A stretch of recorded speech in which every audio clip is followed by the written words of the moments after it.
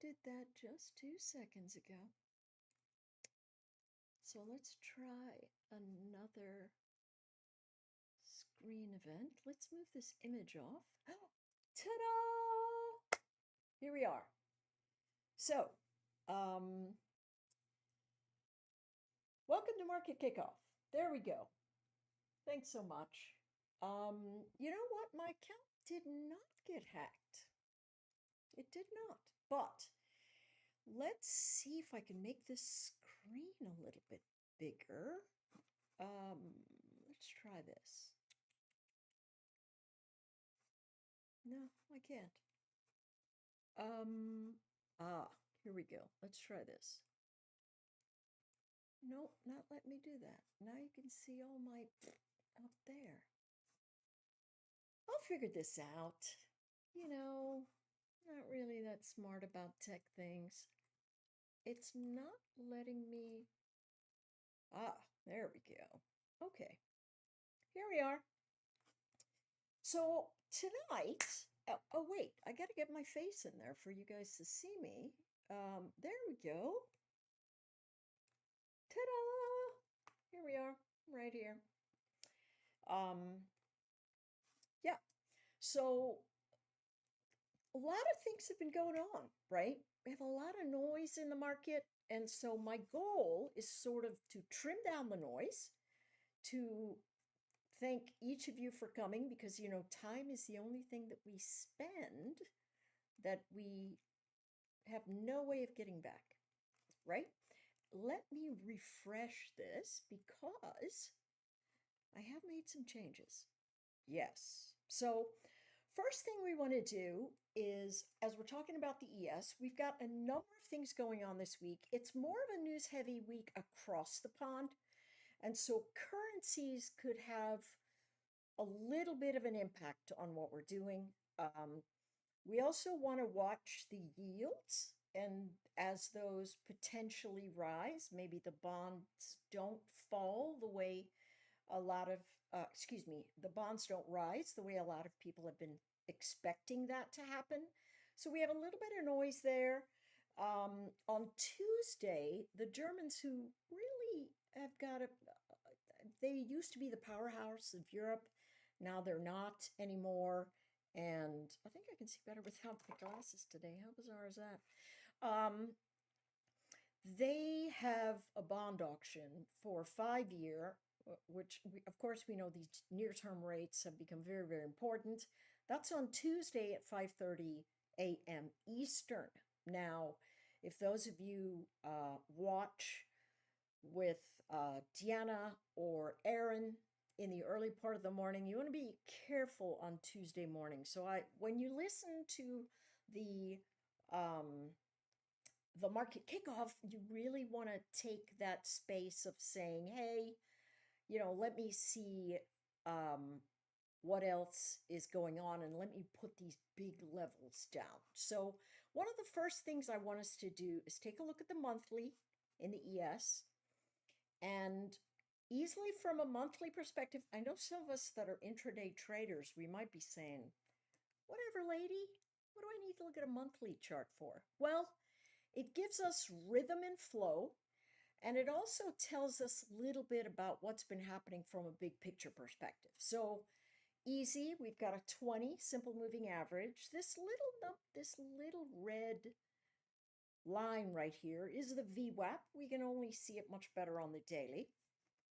And so what we noticed is 2 months ago, we had March, which was kind of yucky, April, which was horrific to start with, and then turned around and recovered dramatically. And from then, what we've been trying to do is really get to the top of this candlestick formation. Those of you who maybe remember Rob Smith when he was with us, he's no longer with us, he would talk about the recovery through price action. And this is what we're doing. So this week, we've got a little bit of a do or die for the buyers, because if we get up over the top of this candlestick for the week of March the 3rd, the month, March the 3rd, beginning there, the high is 60.52. And wouldn't you know it, that's the daily expected move from the implied volatility chains. Okay, so that's the first thing. Dips remain buy zones, but we've got a do or die here. So the expectation is that traders will continue to buy the dip. The bottom of the expected move is somewhere around 59.70-ish. We'll look at that a little bit more closely. But we can see this big chop for 1, 2, 3, 4, almost 5 months, we're back inside of it. So easily, folks, we could keep climbing the wall of worry. And the more people that pile in short because of the doomsdayers that are saying, listen, it's going to happen tomorrow, or whenever they think it's going to happen, people get in front of that too early. We just need to pay attention to price. So the great thing about these levels that I'm going to put up for you, you can write them down. They work for the ES and the MES. Here's what I expect for the week in terms of what the traders are saying. Now, let's go to the weekly, and we can see that this is a zigzag pattern. This is a swing high to a swing low, and we have recovered a lot of it. Theory says that if we recover more than 60% of it, the golden ratio, 61.8, we have a tendency to try to get to the top. So there's a lot of stuff showing, hey, we could have upside pressure this week. Market's going to open in about 6 minutes, but we'll continue on. And as the time runs on, we'll watch to see how the move's set up. So fairly bullish. We are above a 20 simple moving average. Our momentum indicators underneath this line here, I'm going to turn it to a different color. How about I make it, let's make it that color. Yeah, make it a little bit thicker. And we'll also make that one underneath that color. Make it a little thicker. And so we know, hey, I need to keep my eyes on this. Trend is up. Easily it's telling us from a weekly perspective, dips or buy zones. Absolutely. Coming into the daily, look at the time that we've spent in this sideways motion. And for the first time on Friday, we broke completely out of this range. So remember, price action accumulates and then distributes at a premium or distributes at a discount. That's all they do.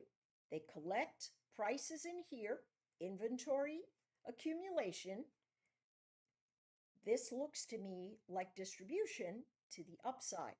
And so what we're staring down is a region where easily dips are buy zones. Now, I don't know what the futures are telling us right this second, but does it look like I'm in the dark?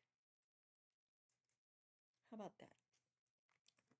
I'm blind now, but there we go. I'm not in the dark anymore. So that's what we're staring down. Many of you know that I like to look at the hourly opening candlestick of the day. And so the way I will set it up, now we won't finish an hour here, but I want to show you again how I set it up. I go for the range, I go to high to low, and I will normally move my target area into prior congestion. All right, so prior high all the way up here. It certainly did that into the week, but this one I'm going to end up moving over. So for the next one, the short position, we'll do the same thing. Always the range and the target, or what my eyeballs can tell me, are relative support. Okay, now that's what we did on Friday. You can see that works really nicely once you get out of the range of that open candle and it holds the edge. You've got upside pressure. Very nice move. I like to frame out all my trades from that Globex open. Now, as I mentioned, the old school guys and gals will say, "What are you doing, lady? There's no there's there's no volume there. How can you do that?" It works. I don't know why it works, but it does. And so I'm going to keep it and use it. What we can see is that if I anchor my VWAP at the highest volume candlestick over the last couple of days, it looks like price action is pretty bullish. You can see Friday, they're all pretty much in the range in terms of who's the highest. So I'm going to leave this one here that tells us, okay, that's what we're staring down. All right, so I don't know if the market's going to gap up or not, but we're going to go ahead and I want you to see the moves, take them down because they work very, very well.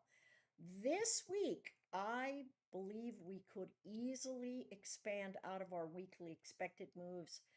There could be a lot of wonky things happening in currencies. I don't want to go into that, it's boring, but we're going to keep our eyes over this edge, and if they blow out of the top, do not try to short it up here. Just let it frame out on your 5-minute and take it in the direction of trend. And only when it breaks down can you go, all right, I need to see a failed breakdown, and we'll see how it works. As it looks to me, the opening range should give us a dip that allows us to buy. So that being said, that's what we've got. Upper weekly expected move, 6,096. Lower weekly expected move, 5,924. Again, what that tells us is the range that the week ought to move. For the day, they've got it at 5,974 on the downside and 6,052 on the upside. Here's the great thing. You can put these, and they can also work for the MES. Don't need to do anything. There's our opening space. If you said, hey, listen, I'm taking a long right here, which you could take a long right here, your stop would need to be at 6,002. My thought is let them wiggle it out, but this clearly looks like upside. Anchored VWAP up, and then the regular VWAP also up, trend up. Momentum is cresting very nicely. It's in the area people called overbought, but that just means the trend is strong. And that's really all we need to think about. If we start stalling out at the high of the prior day, you probably want to take some profit. I don't normally take trades right at the open like that. It's just not my game, but you certainly could. And your stop is right underneath at 6,002. If you go, hey, Marie, that's 12 ES points. No, thank you. You could try an MES. Or you could be like me, and you can wait for the bottom of the range to go long. Okay? All right, let's take a look at the NQ. And I'll stop after the NQ and check out the questions. How do you calculate the weekly and daily range? That comes from the implied volatility in an options chain. So you could go to the Chicago, no, what's the, you know what? TrendSpider has implied vol moves. If you have another platform that you trade options on or other things on, you can get that implied volatility move from there. There are also some special add-ons that you can look to. MentorQ is, of course, my favorite. I like those add-ons, and they tell me where call resistance and put resistance are sitting. And that's really what this tells us. All right, so now we're looking at the NQ. I'm going to change the color of this. I did it on one of my other screens and it forgot. So here we go. All right, the goal is to see where the highest volume has been over the last few days. It is this bearish candlestick right here in the NQ. What I like to do, because I'm very visual, is I like to draw a box. And so I will use a GAN box, and I'll put a box around this framework, right? And it gives me, whoops, it gives me a relative frame of motion that tells me, you know what? We had a lot of sellers here. They were caught flat-footed when it broke out above this area, and they have to buy to cover. Now, if they're trying to get back into that range and they're going to be stopped by buyers, that's going to be the floor of support. The weekly expected moves in the NQ, look at how close they are to this edge. I feel like this is very undersized. They're only expecting 300 points on the whole week, and we have been doing quite a bit more. Wow, this did not save. Shucks. This did not save for my other formations. Hang on 2 secs. I did the work on another screen, and when I logged back in, I forgot my levels. All right, so as I go to the implied vol, they're asking for, that's 180. 180 from, that's 2.9. I'll put these numbers up for us afterwards, folks. And to the bottom side, I think it's 21 and some 21.4 and some change.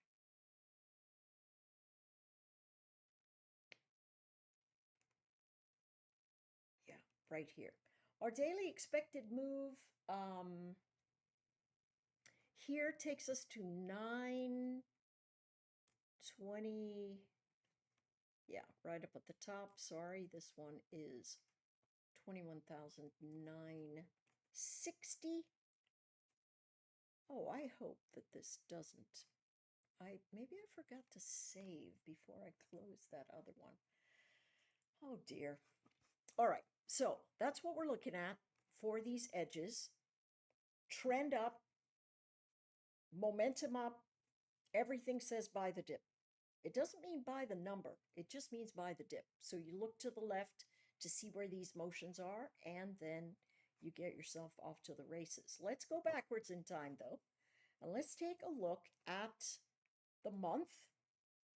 And what we can see is the same sort of thing. This is a zigzag pattern, right? And we've got very big volume. Look at where my box is.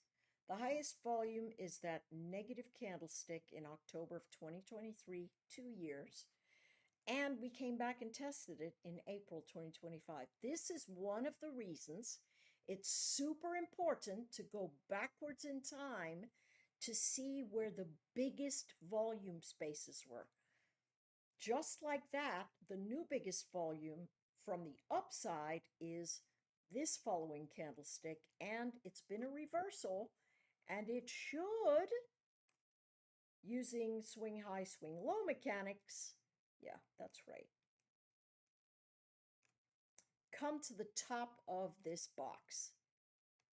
Man, am I annoyed about this. Okay, so let's have a look at what we're staring down. A lot of price action, trend up on the monthly, momentum up. Trend sideways on the weekly, momentum up. Okay, so the sideways motion on the weekly tells us we've had a range that we're trying to resolve out of. One of the biggest things that you can do when you're studying and getting yourself ready to trade is to remember this. It's not a matter of, hey, I'm going to buy over this moving average, or hey, I'm going to sell below this price. It's to look at everything and say, what are these traders doing here? What are they doing? And you can see that they've been in a battleground since they broke out in November of 23 to where we sit now. That is a massive range. Now we're getting to the top of it, and it's going to be a do or die.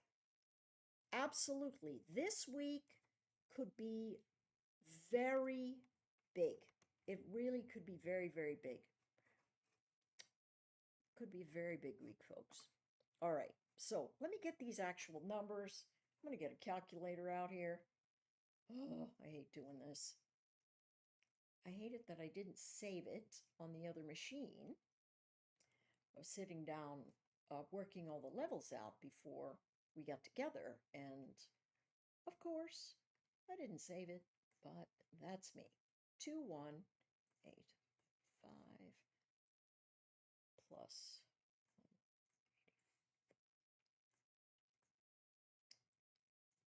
2998. Okay, 219.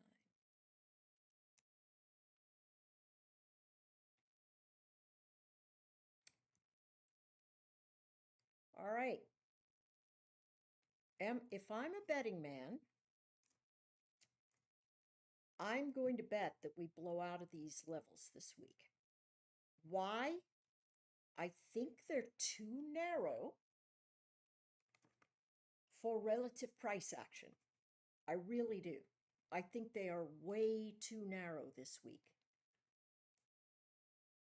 21889. All right. For the week, we are looking at 420 points. They've got a little bit of volatility expansion since Friday.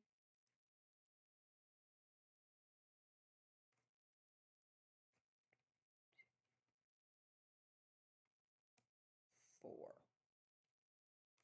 All right. So let's take a look. Let's go to the hourly, see what's happening. A lot of dancing around, folks.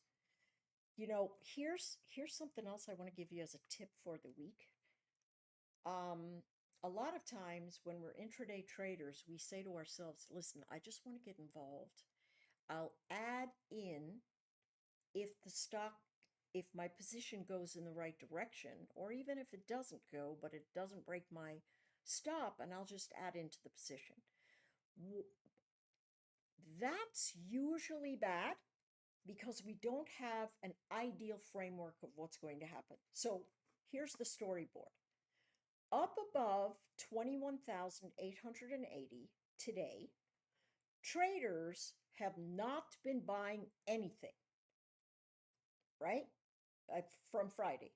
Underneath 21,117, they haven't been selling anything. So the question is, in this space, shouldn't you wait for the floor to be tested so your risk is the least and your reward is the most? The answer is yes. But then our brain goes, yeah, but what if it's going crazy? So let me show you how a stock looks when it's going crazy. First of all, if you're staring down, let's choose this day. Super important. Let's say you're staring down this morning and you're like, oh my gosh, I want to get involved. The big thing to stare down is, where is my, why are these, this is so crazy. Okay. Let's do an anchored VWAP from the high on this day. And you're staring down to yourself, listen, this looks like a great short, whatever it is that you're thinking, or you think it's a great long, whichever one you're going after. When a chart takes off, notice we lose the front line of resistance here, front line support, old support, new resistance. We break down. I went to the anchor of the highest volume candlestick of the days prior. It comes into that area, begins to flatten, and then it takes off. If your moving average is, if your VWAP gets really steep and your anchored VWAP gets really steep, absolutely buy the first little pullback that you see. But if you're staring down something that looks like this, there's no steepness on the VWAP. The 20 is steep, but it's really far away. And although you've got very positive momentum, it's not moving faster. So these are the types of areas where you can say to yourself, you know what? I'm going to wait on this one. I'm going to wait until it comes back into my level, and I'm going to take it long because it's going to give me the least risk. You can always tell how price action is moving based on what your VWAP looks like, right? So if you're staring this down and you go, ooh, I want to go short, and you lose this level and you're under the VWAP and the VWAP is very steep, you know that you can get in and go, you know what? I'm going to wait for the bounce. I'm underneath the momentum of of trend. It's slipping over. My momentum is very low. I know I've got a shot at formations that allow me to come into support to buy the dip. Okay? If you are the person that goes, hey, I want to take a short from mean reversion, your stop here would be 21,826 into that floor. I wouldn't take that trade. Why? Because I want to trade with trend. I'm not interested in trading against trend right now. If it loses everything and I could have had 100 points, oh well. You know what? The market's a buffet. It's open all the time. I can get whatever I want. And like I always say, I'm not looking for a green bean and grape jelly sandwich on white bread, right? Or something horrible. I'm not going to look for that. I'm going to look for something that's appealing to me that sits in my reference. So that's what we're staring down there. Let's go to the YM. Let's take a look at the monthly here.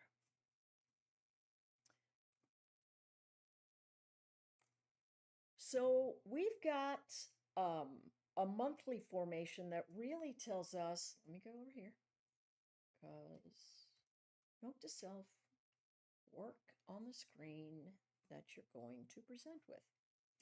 All right, the vol, they are looking in 12 days, they're looking for 833 points from, what was our open? 82643, okay.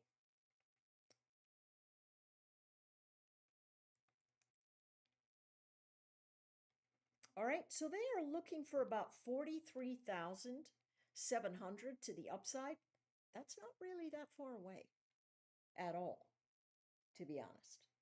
Not at all. And 40,900 and so. All right, so that's the range.